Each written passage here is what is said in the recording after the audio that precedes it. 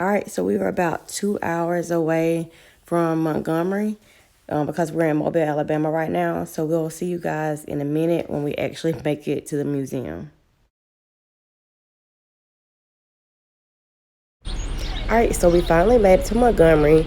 It was really hot out here. It was in the 90s. I want to say like 95, 96 degrees outside. This is the parking area to get to the museum. You can't take strollers in. We didn't know that going in, but they made my sister come back out. So that's just something to remember. I'm going to pause right here and talk to you about the museum. All right, so first going into this, I feel like I would have researched a little bit more because we didn't know that going into the museum that we couldn't take pictures or record anything. So we really couldn't tell anybody or show anybody about what we saw in here. But I guess that's a way for them to make more money because if you want to have this experience, you have to actually go there. So I won't spoil anything for anybody that actually wants to go visit, but I will tell you this. Going into the actual museum, they show you cells that slaves were held in.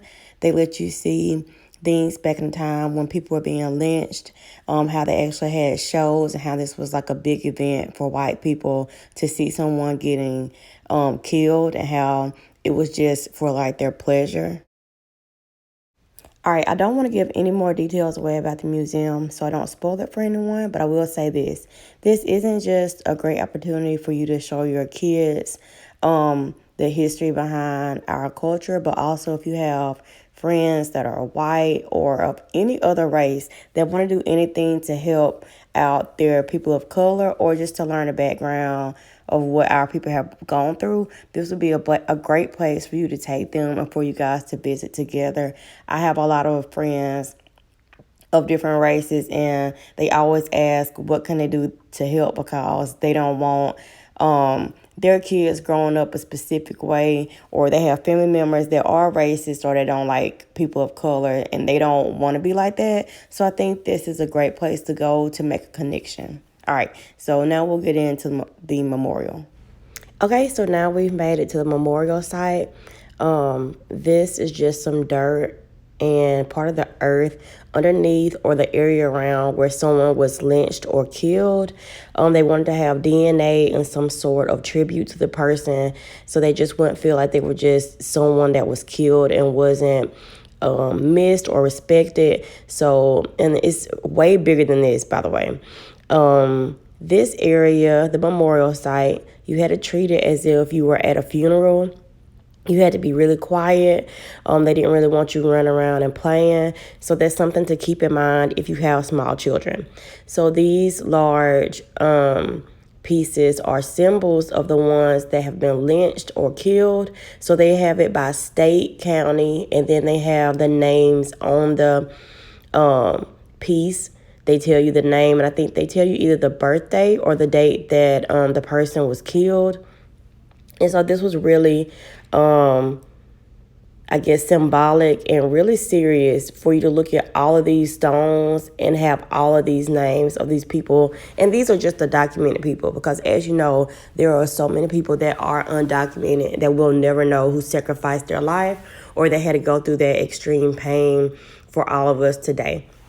So we walked around and we did find the counties that we live in, such as George County, Jackson County. These are in Mississippi. And in Alabama, we found Mobile County and other little counties in that area. So we wanted to take time and document those things. We took pictures of those. And so we just walked around and explained to our kids the history behind all of this and what it meant. But at the same time, I feel like we might need to bring them back when they are a little older. And this will also be a nice place to visit when it is much cooler, y'all, because it's so hot out here.